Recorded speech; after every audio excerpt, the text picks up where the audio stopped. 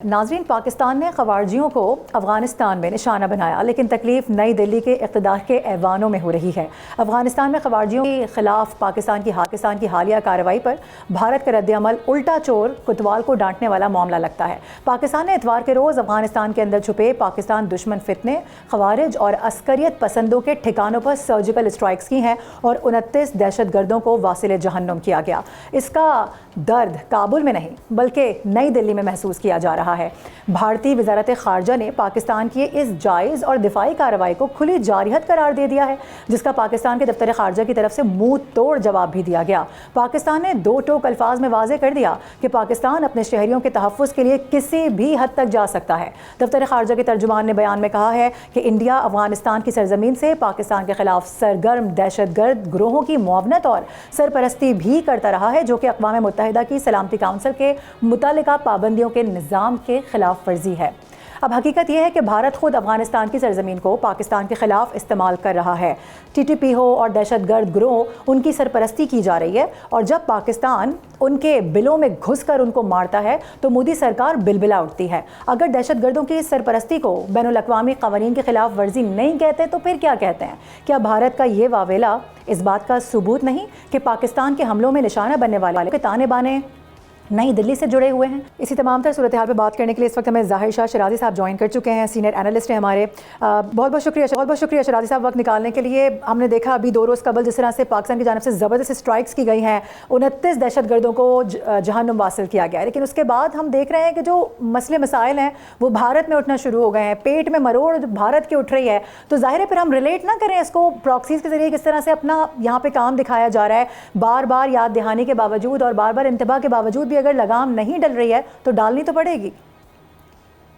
देखिए, कल के जो वाक़यात हुए, मेरे ख्याल में एक तो हिंदुस्तान का कंसर्न ये रेलेवेंट है, ना तो वो अफगानिस्तान के साथ उसका बॉर्डर मिलता है, ना कोई और ऐसे मामलात हैं, लिहाजा ये बिल्कुल विजिबल है। जो आपने बात की प्रॉक्सीज तो वेस्टर्न बॉर्डर से ऑपरेट कर रही है, तो दूसरी राय नहीं है। अब कल आपने देखा कि बलूचिस्तान के अंदर 4 ड्रोन पाकिस्तान की सिक्योरिटी फोर्सेज ने जैम करके वो उतारे।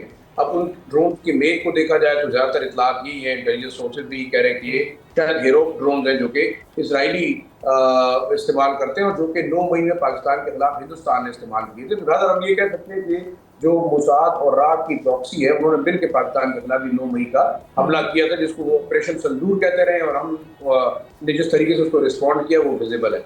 दूसरा पे देखें, पेशावर के मज़ाफ़ात में भी 2 दिन कबल एक ड्रोन गिरा है, उसकी भी असेसमेंट की जा रही है। अब एक सवाल बार बार ये पैदा होता है कि पाकिस्तान ने जब दहशतगर्दों के ठिकानों को टारगेट किया, उसके जवाब में अफगान जो मिनिस्टर्स हैं, 2 मिनिस्टर, एक ज़बीउल्लाह मुजाहिद, दूसरा हयातुल्लाह फराही जो कि उनके कल्चर के मिनिस्टर हैं, उन्होंने ओपनली थ्रेट किया कि हम पाकिस्तान के खिलाफ कार्रवाई करेंगे।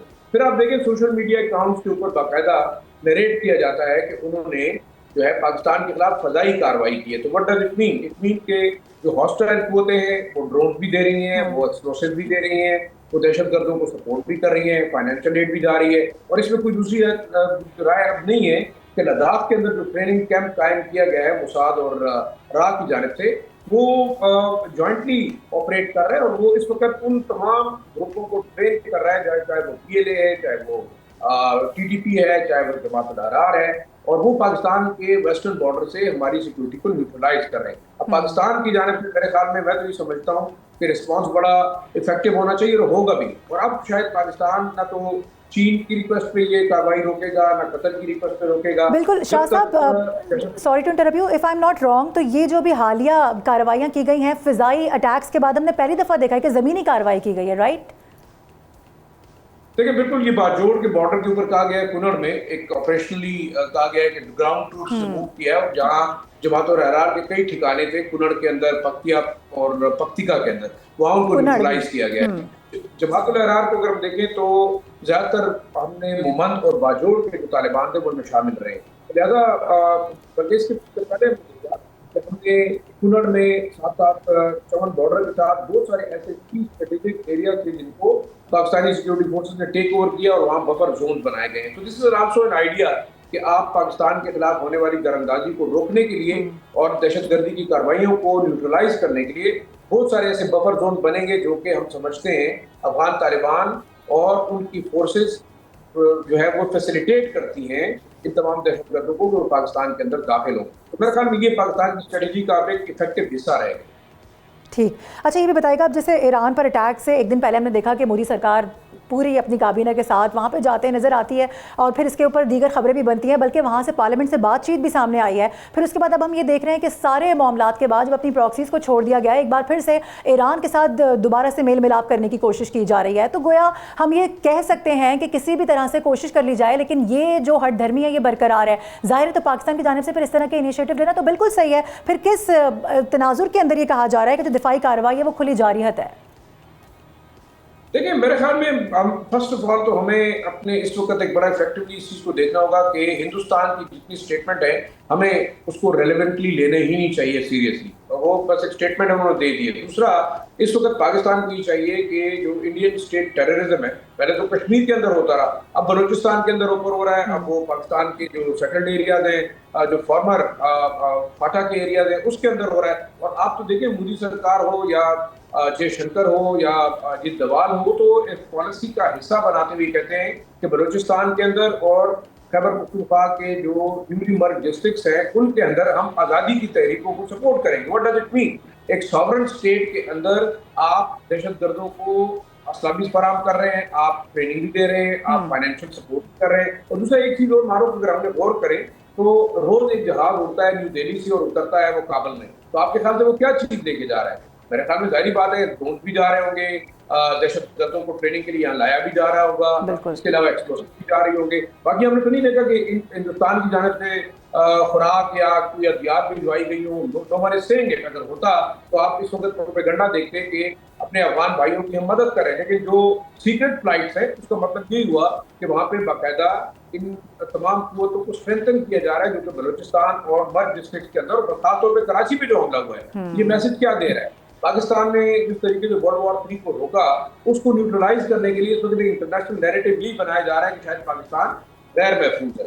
لیکن ہم نے جس طریقے سے دہشت گردوں کو نیوٹرلائز کیا یہ اہم ہے. لیکن دیکھیں ایک آخری چیز، معروف وہ پروپیگنڈا وارفیئر جو پاکستان کے خلاف جاری ہے انڈین ہاسٹائل ایجنسیز کی جانب سے، ان کے میڈیا آؤٹ لیٹ کی جانب سے، اور پھر افغان اور جو ہاسٹائل انٹرنیشنل نیٹ ورکس ہیں کینیڈا میں، یو کے میں، یہ تمام پاکستان کے خلاف ایک نیریٹو بلڈ کر رہے ہیں. اور اس نیریٹو کو کاؤنٹر کرنا بڑا ضروری ہے. بالکل نیریٹو کو کاؤنٹر کرنا بہت ضروری ہے، نہ صرف بلکہ پاکستان کاؤنٹر کرتا ہوا نظر بھی آ رہا ہے. اور اسی حوالے سے ہم دیکھ رہے ہیں کہ بڑی ساری کارروائیاں شروع کر دی گئی ہیں، اور یہ کہا جا رہا ہے کہ آخری دہشت گرد کے خاتمے تک یہ کارروائیاں جاری رہیں گی. بہت بہت شکریہ ظاہر شاہ شرازی صاحب پروگرام کے لیے وقت نکالنے کے لیے.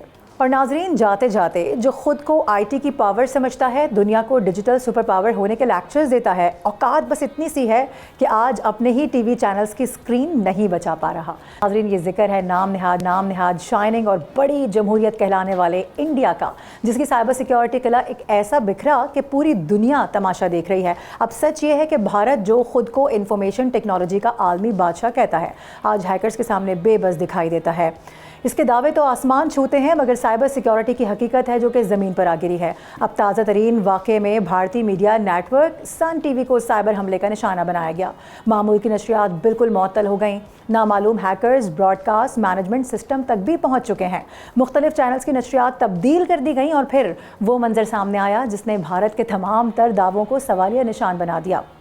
اسکرین پر پاکستانی پرچم نمودار ہوتا ہے، پاکستان ہمیشہ زندہ باد کے بینرز نشر ہو جاتے ہیں، جبکہ حملے میں 1800 ڈومین سسٹمز بھی لاک کر دیے جاتے ہیں. اور ناظرین، یہ پہلا واقعہ نہیں ہے. صرف ایک روز پہلے بھارت کے بڑے نیوز چینل ABP نیوز میں بھی مبینہ سائبر حملے کیے گئے. ہیکرز نے نشریات روک دیں، موبائل اپلیکیشنز کام کرنا چھوڑ گئیں، جبکہ آن لائن پلیٹ فارمز پر بھی غیر معمولی مواد نشر ہوا.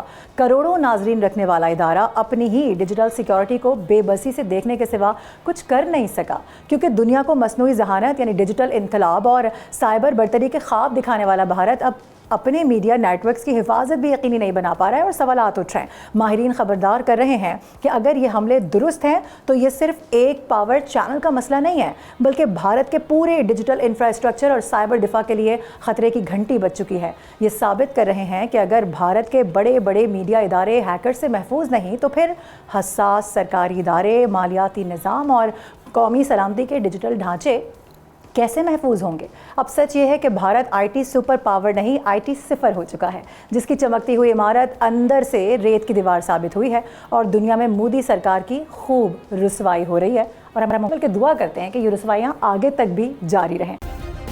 सब्सक्राइब करें और बेल दबाएं ताकि कोई खबर रह न जाए।